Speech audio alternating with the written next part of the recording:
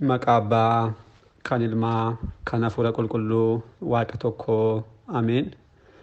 Dhiifamaa fi tolummaa isaa nuuf baay'isee Waaqayyo Abbaan keenyaa akka baay'ina cubbuu keenyaa osoo hin taane akka tolummaaf dhiifama isaatti eegee tiksee hanga isaa kanatti kan nu ga'e maqaan isaa qulqulluun guddaa kan galatoomee fi kan ulfaate nuuf haa ta'u. Maatiiwwan Waaqayyoo ijoolleen haadha keenya qulqulleettii Dubroo Maariyaam bakka adda addaa taa'uudhaan sagalee kana kan dhaggeeffattan hundumti keessan maqaa gooftaa keenyaa fayyisaa keenyaa Iyyasuus Kiristoosiin nagaan isin gaafadha. Akka isaatii bakka jirtanitti akkam bultanii, akkam ooltanii, akkam galgaleessanii. Ameen. Galateeffamuun amala uumaa keenyaa fayyisaa keenyaa Iyyasuus Kiristoos kan ta'e maqaan isaa baddaa samii irratti afaan qulqulloota ergamoota isaatiin afaan qulqulloota abbootii keenyaaf harmoolii keenyaadhaan yeroo hundumaa qulqulluu kan ta'e abbaasaa qulqulluu kan ta'e hafuura qulqulluu wajjin kan galateeffamu nu birattis guddaa kan galatoomee fi kan ulfaate nuuf haa ta'u. Deessuu gooftaa keenyaa haadha hunduma keenyaa qulqulleettii Dubroo Maariyaam akkasumas qulqulloota ergamoota Waaqayyoo qulqulloota abbootii keenyaaf harmoolii keenya hunduma isaaniif akka kennaa isaaniitti galannii fi ulfinni guddaan isaaniif haa ta'u. Dubbii ergamootaa kutaa lammaffaadhaa guyyaa har'aa akka fedhaa fi eeyyama Waaqayyootiin sagantaa kanaan kan barannu. Kutaan lammaffaa amaloota ergamootaa kan jedhurraatu kan eegaludha. Egaan maatiiwwan Waaqayyoo akkuma yaadattan barumsoota keenya wal qabatu guyyaawwan darban eegalleen yeroo darbee kutaa tokkoffaa jalatti waa'ee dubbii ergamoota haala uumama isaaniidhaa fi baay'ina ergamootaa kan jedhu ilaallee turreerra. Achi jalatti kan ilaallee walumaa galatti gudunfuudhaa fi Waaqayyoo gooftaan keenya ergamoota bakka hin jirreerraatu gara jireenyaatti akka inni isaan fide qabxiin guddaan kan jalqabaa beekamuu qabu kanadha. Kan lammaffaa immoo baay'inni isaanii meeqadha kan jedhuuf baay'inni isaanii akka hin beekamne fakkeenyota abboonni keenya nuuf kaan lamaan tokko laallee dhuguma namni kamiyyuu lakkaa'ee bira ga'uu akka hin dandeenye lakkoomsi ergamoota amma kanaa ta'uusaa jedhamee ammasidha kan jedhamu osoo hin taane baay'inni isaanii kan hin beekamne haa ta'u garuu qomoodhaan immoo qomoo 100 akka isaan ta'an qomoowwan 100 kun samiiwwan sadan magaalaa ergamootaa kanneen jedhaman samii, Iyyoor, Raamaa fi Ereer akka isaan jiran magaalaa 10tti qoqqoodame asirra akka Waaqayyo isaan qubachiise isaan kana yeroo kamuu hubachuu qabna, beekuu qabna. Guyyaa har'aa akka fedhaa fi eeyyama Waaqayyootti amaloota ergamootaa kan jedhurraatu kaane barumsa keenyatti fufna. Waaqayyo abbaan keenyaa icciitii isaa nuuf ibsee akkuma yeroo darbanii nu barsiisuun fedhaa fi eeyyama isaa nuuf haa ta'u. Ergamoonni Waaqayyoo gaa uumamadha jenneerra. Uumamadha. Uumamni kamimmoo amala mataasaa kan ta'e kanneen biroorraatii adda kan isa baasu kan mataa isaanii qaba. Kanaaf ergamoonnis akkuma kanaa amala kan mataa isaanii kan ta'e uumama biraarraatu adda kan isaan baasu ni qabaatu. Amaloonni kun garuu akka amaloota kan Waaqayyoo miti yeroo jennu amaloonni uumamtootaa fi amaloonni Waaqayyoo adda addadha. Amaloota Waaqayyoo yeroo jennu barumsa dubbii amantaadhaan kan barannu jechuudha kan mataasaa kan ta'e eenyuyyuu isaaf kennuu kan hin dandeenye jechuudha. Kan isaati kan amalummaasaa. Amaloota uumamootaa yoo jennu garuu Waaqayyo akka kennaatti kan isaaniif kenne jechuudha. Kanaaf amaloota ergamootaa jennasti kan barannu kun Waaqayyorraa kan isaaniif kenname uumama waan ta'aniidhaaf akkuma uumama biraa Waaqayyorraa kan isaaniif kennamedha. Kanaafuu ergamoonni qulqulluu ta'uun jedhe qulqullummaan kun kan kennaati malee qulqulluu kan ta'e Waaqayyo qofaadha. Amalummaasaa kan ta'e qulqulluun Waaqayyoodha. Kanarraa kan hafe abbootonni keenyas qulqulloonni ergamoonni Waaqayyoos har'as nuufis dubbatamee kan jiru qulqulloota ta'aa seera Lewwotaa boqonnaa 19 lakkoofsa 2 boodas qulqulluun Phexros kan dubbate qulqulloota ta'aa kan jedhame hojii keessanii yoo fakkaattan Waaqayyo kan isiniif kennaadha malee qulqullummaan kan Waaqayyoo qofaati. Kan ergamootaas immoo akkuma kanaati jechuu barbaadeen amaloonni isaanii. Egaa namoota ergamoota waaqayyoo muraasa isaanii tarreessinee haa ilaallu. Kan jalqabaa ergamoonni waaqayyoo kan hin mul'annedha. Hafuurotadha. Hafuuradha isaan. Hin mul'atan. Mul'achuu kan hin dandeenye ija foonii kanaan arguu kan hin dandeenye jechuudha nuti. Dhuguma argamuu kan hin dandeenye wantoonni baay'een ni jiru. Fakkeenyaaf lubbuu mataa keenyaa. Lubbuu keenya arguu qofaa miti. Arguu qofaa dadhaboo osoo hin taane amala ishee kan beeku hin jiru. Teknooloojiin amma kanaa deeme kun waa'ee lubbuu namaa waa tokko jechuu hin dandeenye. Hin mul'attu lubbuun namaa. Qilleensi kun hin mul'atu. Dabalataan ergamoonni waaqayyoo mul'atan. Dabalataan waaqayyoos immoo hin mul'atu. Garuu hin mul'atan reeqiiqa yeroo jennu kun sadarkaanii qabu. Sadarkaanii dhokannaa isaanii mul'achuu dadhabuu isaanii jira. Innis akkamidhaa? Qilleensa amma hin agarru jennu kun yeroo lubbuu keenyaan madaalamu baay'ee guddaadha. Argamuu mul'achuu danda'a jechuudha. Lubbuu keenya caalaa lubbuun keenya qilleensa caalaa dhokattuudha yookiin reeqiiqiidha. Ergamoonni waaqayyoo immoo lubbuu kana caalaa reeqiiqaan naachoo hin mul'atan kana caalaa jechuudha. Akkuma kanaa waaqayyoo immoo ergamoota caalaatti baay'ee dhokataadha. Kan hin mul'annedha jechuudha. Waaqayyoon eenyuyyuu arguu kan danda'u hin jiru. Kun jecha kitaaba qulqulluuti. Eenyus kan arge hin jiru. Eenyus kan argu hin jiru. Hin jiru. Ergamoota arguun ni danda'ama. Waaqayyoon garuu arguun hin danda'amu. Jireenya addunyaa lammaffaattis waaqayyoon arguun hin danda'amu. Kanaaf inni baay'ee ergamuu caalaa kan hin mul'annedha jechuudha. Ergamoonni amalli isaanii lammaffaan hin beela'an, hin dheebotan, hin du'an. Kana jechuun isaaniif nyaachuun, dhuguun, uffachuun, amaloonni foonii kun hundumtuu isaaniif hin dubbatamu jechuudha. Isaaniif kun hundumtuu hin dubbatamu. Maaliif amala foonii waanta hin qabneef yeroo darbe akkuma kaasne isaan qilleensa irraa hin uumamne, ibidda irraas hin uumamne, bishaan irraas hin uumamne, dachees irraas hin uumamne amaloota kan arfan of keessaa waanta hin qabneedhaaf guyyaa irraa dhala namaarra kanneen jiran kun hundumtuu isaaniif hin mul'atan. Tarii qulqulluu ergamaa Gabri'eel yookiin qulqulluu Mikaa'el bifa namaadhaan afoomiyaadhaaf mul'atanii ijoollee sadeeniif qulqulluun Gabri'eel mul'ate. Inni fokkaachuudhaan malee qulqulloonni foon sana qabaataniitu miti. Akka namootaaf hubachuu, akka namootaaf galuu danda'utti mul'atan malee isaan sana ta'aniitu miti. Dhuguma akka isaanii kana nyaanni akka isaanii dhugne ergamaa waaqayyoo qulqullichi Rufaa'el dhugaadhaan dubbateera. Kitaaba Xoobiit boqonnaa 12 lakkoofsa 19 yommuu dubbisnu maal jedha? Isin waliin hin nyaadhu hin dhugu jechuudha. Kun amala isaa akka hin taane dubbateera. Kanaaf maal nyaatu? Isaaniif nyaanni isaaniis, dhugaatiin isaaniis, uffannaan isaaniis galatoo waaqayyoodha. Waaqayyoodhaan galateeffachaa galatoon isaanii nyaata isaaniif ta'e waaqayyoodhaan galateeffachaa galatoon isaanii dhugaatii isaaniif ta'e waaqayyoodhaan galateeffachaa galatoon isaanii uffata isaaniif ta'e bara baraan jiraatu. Kanaaf amalli isaanii kan lammaffaa hin beela'an, hin dheebotan, hin du'an. Amaloonni foonii kun isaaniif hin dubbatamu jechuudha. Kan sadeeffaa ergamoonni waaqayyoo saalan qaban. Saalan qabanii akka uumamtoota biroo kan dubbatamu saalli dhala namaadhaaf kan dubbatamu, bineeldotaaf kan dubbatamu, ergamoota waaqayyoodhaaf hin dubbatamuuf isaan saalan qaban jechuun fuudhuu hin danda'anii, heerumuu hin danda'an jechuudha. Gooftaan keenya dubbateera. Wangeela Maatiyos boqonnaa 22 lakkoofsa 30 irratti gaaffii warreen hin beekne sun warreen waa'ee du'aa ka'uu namanne sun gooftaa keenyaaf fidaniidhaaf gooftaan keenya erga deebisee booda fakkeenyaan kan dubbate kanaa ilaallu. Du'oonnis yeroo kaan samii irratti akka ergamoota waaqayyoo ta'anii jiraatu malee hin fuudhanii hin heeruman jechuudhaan dubbateera. Akka ergamoota waaqayyoo taana nuti mataan keenya jechuudha booda. Har'a nu gidduu saalli adda addummaan saalaa jira. Wajjirraan mana tokko bisee tokko rafuu hin dandeenyu. Wajjirraan bakka tokko qaamaan kan nu murteessa wantoonni baay'een hin jiraatu. Kun jireenya keenya har'aa qofaattidha malee du'a booda kan nu hordofu miti.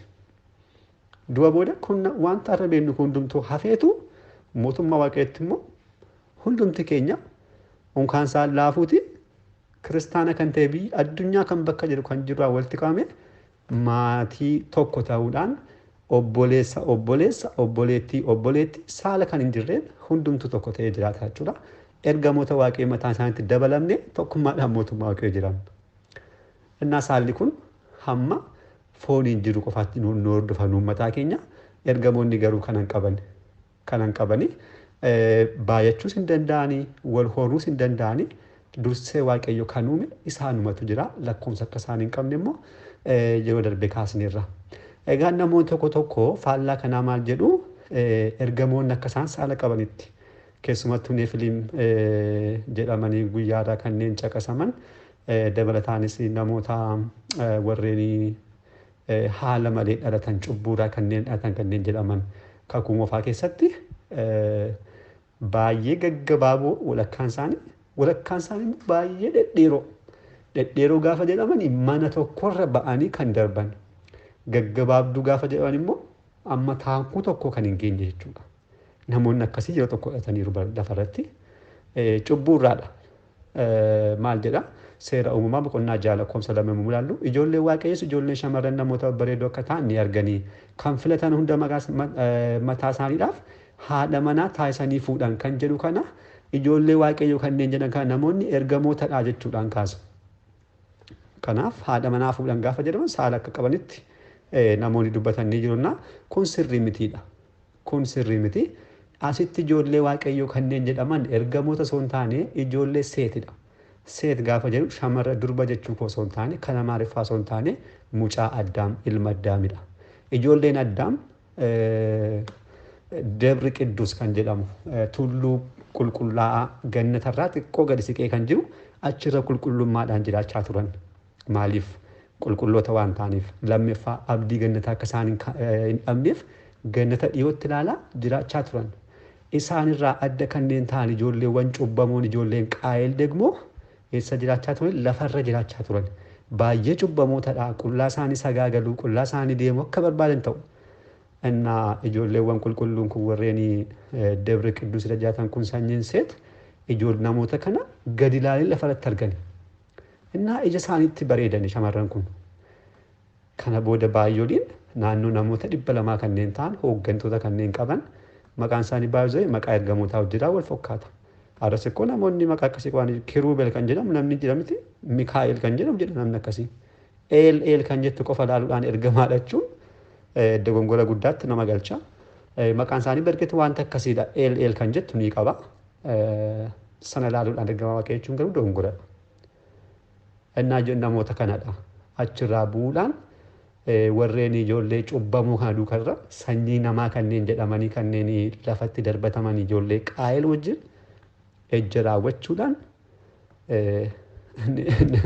neefilim jedhamee yeroo sanatti guyyaarraa fiilmii ittiin dalagu namoonni miti baay'ee dhedheeroo manarra kanneen darban jechuudha. Manni tokko kan isaan hin geenye. Walakkaan isaanii immoo amma taakkuu tokko kan hin geenye.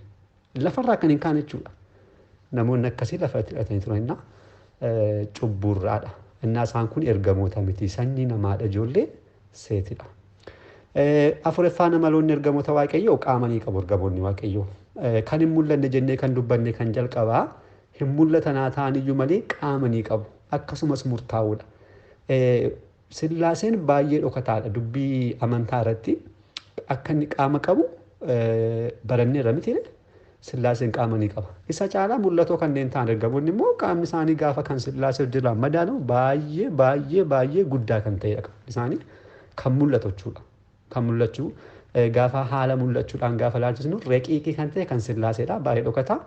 Dhokataa haa ta'uyyuu malee sillaaseen qaamanii qaba. Ergamoonnis akkuma kanaa qaamanii qabu. Isaan murtaa'oodhayyuu kan sillaasee caalaa. Murtaa'oo gaafa jennu maal jechuudha?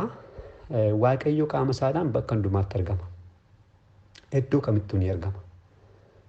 Ilaala iddoo kamittuu addunyaarras addunyaa kanaa alattis ni argama waaqayyo. Ergamoonni waaqayyo gara akkas argamuu hin danda'anii qaamaan maalidha? Murtaa'oodha. Qaamaan bakka hundaatti argamu hin danda'anii hammaan ta'anii qabu bakkaan ni murtaa'u. Waa'ee kanaa qulqullichi Yohaannis ni Damaaskoo ibseera. Ergamoonni kan hin mul'annedha yeroo jennu dhala namaa wajjin yeroo wal madaalsisnudha. Eenyullee kan hin madaalsifamne waaqayyo walidha yeroo ilaalaman garuu baay'ee gurguddootadha. Raawwatees dhokataa kan ta'e waaqayyo qofadha waan ta'eef jechuuf qaama isaanii dubbata. Qaamni isaanii kun immoo maalidha? Bakkaan murtaawaadha. Kana jechuun ergamoonni bakka hundatti argamanii eebbisuu hin danda'anii kan jedhu itti aansine ilaalla. Bakka sanatti kana caalaa ifa nuuf ta'a waan ta'eef kana qabanne amala isaanii gara dhumaa kan jiruun gaafatti deemnu walitti qabnee kaasna. Kan biraan shanaffaan ergamoonni waaqayyo beekumsa ni qabu. Beekumsa hin qabu. Beekumsi isaanii kun kan keenya baay'ee kan caaledha. Guyyaa irraa beekumsa qabna miti. Gaafa jennu beekumsa teekinooloojii jechuu keenya miti. Beekumsa waa'ee waaqayyoo. Waaqayyo ofiisaa kan ibse beekumsa ta'e hin qabna nuti. Ergamoonni waaqayyoo nuun immoo baay'eetti beekumsa guddaa qabu. Beekumsa guddaa kan nu caalu qabu. Beekumsaan kun kan namaarra baay'ee kan fagaatedha. Beekumsa hafuuraadha. Beekumsa kana nuun hoolaa qabaatan malee beekuudha yeroo jennu immoo fitsumaan guutuu wanta hundumaa wanta beekan miti. Hunda kan beeku eenyudha? Waaqayyo qofaadha. Hunda kan jettu waaqayyo qofaaf dubbatama. Abbaan beekumsis kan isaadha. Ergamoonni garuu beekumsi isaanii murtaa'aadha. Ni beeku gaafa jennu waaqayyoodhaan guutummaa guututti eenyu kan beeku hin jiru. Beekumsa raawwatee guutuun kan waaqayyo qofa waan ta'eef isaan waaqayyoon amma isaaniif ibsame qabu. Garuu beekumsaan waa'ee waaqayyo qaban kan keenyarra baay'ee caalaadha. Boodas qajeeltonni waaqayyoo warreen waaqayyoodhaaf amanaman warreen mootummaa waaqayyoo galuudhaaf jiran beekumsi isaan mootummaa waaqayyootti qabaatan beekumsa guyyaarraa ergamoonni waaqayyoo qabanidha. Waa'ee waaqayyoo jechuudha. Waa'ee tokkummaadhaaf sadummaa guyyaarraa kan beeknu olitti mootummaa waaqayyootti yoo seenne fedha waaqayyoo ta'e kanaa olitti baay'ee beekna. Kana booda kun qofti. Beekumsi kun qofti jechuudha. Nyaataaf dhugaa ta'uudhaan yeroo hundumaa gammachuudhaan akka jiraannu taasisa kun qofti jechuudha. Waa'ee waaqayyoo tokkummaadhaaf sadummaa beekuun qofti. Innaa sun immoo guutummaa osoo hin taane kan ibsamu waaqayyo kan ibsa hin qaba sana mootummaa waaqayyootti ni beeknaadha. Kanaaf ergamoonni waaqayyoo beekumsa ni qabuudha. Kan jeeffaadhaaf kan dhumaa ergamoonni waaqayyoo gargaarsa isaaniidhaan bakka hundumaatti ni argamu. Kun amala isaaniiti. Kan hin jalqaba qaama jedhu kan asitti bal'inaan kaasna. Ergamoonni waaqayyoo kanneen isaan waamaniidhaaf gargaarsa isaaniidhaan al tokkotti bakka baay'eetti argamuu danda'u. Jalqaba maal jedheen ture? Qaama isaaniidhaan murtaa'uudha. Asitti waaqayyoodhaaf ergamoota adda addummaa isaanii beekuun baay'ee salphaadha. Waaqayyoo qaama isaadhaanis gargaarsa isaaniidhaanis bakka kamittuu ni argama. Bakka kamittuu addunyaarras haa ta'u addunyaa kana alattis haa ta'u. Ergamoonni waaqayyoo garuu qaama isaaniidhaan akka waaqayyoo haala kanaatiin miluu miti argamuu danda'an qaama isaaniidhaan. Garuu maal argamu gargaarsa isaaniitiin bakka kamittuu argamuu danda'u. Bakka kamitti dachee miti. Dacheen kun waan xiqqoo isa jamar dacheen kun ergamaan ta'u gaafa samiirraa bu'u dacheen guutummaa ishee maal taate ni ifteedha miti mul'ata Yohaanisirratti. Kabaja isaadhaaf kan kaate ni ifteedha ergamaan ta'u gaafa bu'u. Amma kanaatti argamuu danda'u. Qulqulluu Mikaa'eliidhaan gaafa guyyaa 12 sadaasa Ameerikaa irraatii qiddaaseenaa qaddasamu Itoophiyaa irraa Eeshiyaa irraa Afrikaa irraa iddoo barbaade qulqulluun Mikaa'el bakka hundatti gargaarsa isaadhaan ni argamaadha. Ni jira. Unkaan bakka tokko gaanii bakka tokko darbuu ga'uudhaaf sekondii miti. Sekondiiwwan kana gara maayikiroo sekondiitti kukkunnee naanoo sekondii piikoo sekondii kanneen jedhaman baay'ee xixiqqoo amma libsuu ijaa kana caalaa miiliyoona meeqa baay'ee kan xiqqaattu keessatti addunyaa guutuutti argamuu danda'u ergamoonni waaqayyoo. Kun gargaarsaan bakka kamittuu argamuudha. Gargaarsaadhaan hamma kanaatti argamu. Hamma kanaatti ni argamu. Adda addummaan isaanii kan waaqayyoo jiraan kanadha jechuudha. Kanaafuu amaloota ergamoota waaqayyoo kan jenne qabxiiwwan kana ja'an yoomuu taanaan dagachuu hin qabnu qabachuu qabna. Adda addummaa waaqayyoof ergamootaas asumarraa hubachaa deemuun ni danda'ama. Waaqayyo gaafa jennu ergamoota gaafa jennu qulqullootadha. Qulqulluu waaqayyoo qulqulluu jabaa jenna. Qulqulluu Mikaa'el jenna. Qulqullummaa isaanii adda addummaa isaanii maal kan jedhu asirraa hubachuu danda'uun nurra jiraataa jechuudha. Kanaaf asumatti nu argamu barumsi keenya guyyaarraa kan itti aanu tajaajila ergamoota waaqayyoodha. ergamoonni waaqayyoo tajaajilli isaanii maalidha kan jedhu kutaattaanuun qabannee kan dhiyaannudha. Har'aaf asumatti nu haa ga'u. Kan dhageenya hundumaa laphee keenya keessaa nuuf haa bulchu waaqni keenya. Kutaattaanuun hanga deebi'utti nagaa waaqayyootiin turtii gaarii galanni waaqayyoof.